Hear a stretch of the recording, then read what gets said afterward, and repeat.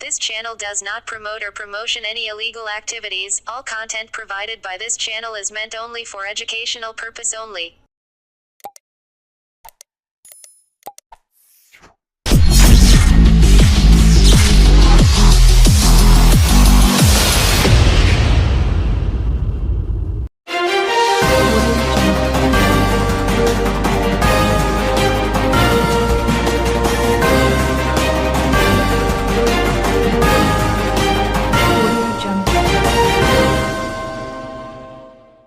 বাড়ির উপর পড়ল গাছ, অল্পের জন্য প্রাণে বাঁচল ব্যাপারী পরিবারের 5 সদস্য।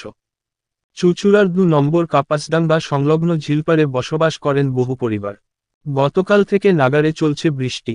আজ ভোররাতে ঝিলপাড় এলাকায় রবীন্দ্রনাথ ব্যাপারী পরিবার নিয়েই ঘুমাচ্ছিলেন ঘরের ভেতর। তার বাড়ির সামনেই রয়েছে একটি বড় শিরীষ গাছ। ভোররাতে সেই গাছটি হঠাৎই উপড়ে গিয়ে বাড়ির উপর পড়তে থাকে। টালি ভাঙ্গার আওয়াজ পেয়ে তড়িঘড়ি রবীন্দ্রনাথ বাবু পরিবারের সকল সদস্যদেরকে বাড়ি থেকে বের করে নিয়ে চলে আসে। তবে গাছটি বাড়ির ছাদের উপর আস্তে করে হেলে পড়ায় প্রাণে বেঁচেছেন পরিবারের সকল সদস্যরা। এই ঘটনায় বাড়ির ছাদের একটি অংশ সম্পূর্ণ ভেঙে গিয়েছে। খবর পেয়ে দমকল কর্মীরা এসে গাছটিকে কেটে নামায়।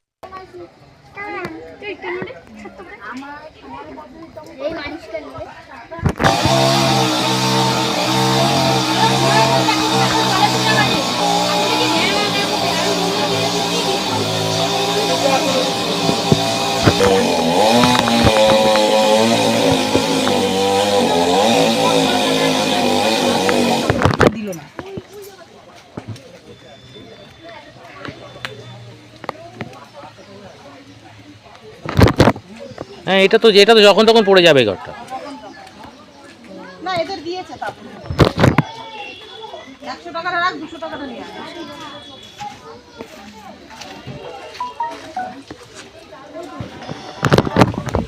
বাবাকে বলেছি আমার এবার আইডিয়া রাখবো, বলবো আমার কাছে হয়ে গেছে না। এটা হলো 4:30টার সময়। কি হলো? ভোর 4:30। হ্যাঁ, কি হয়েছিল?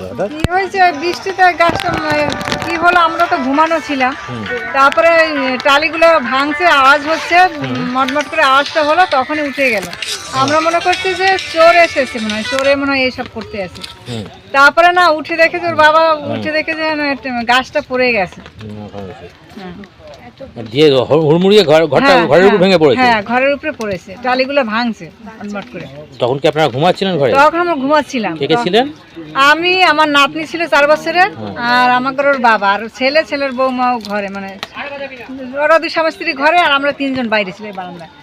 একই দিকে গাছটা পড়লে 5 জনই আমাদের ডেট হয়ে যেত।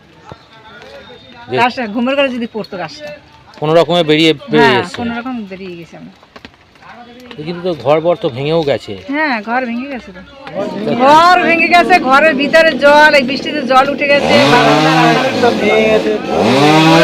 ভেঙে গেছে।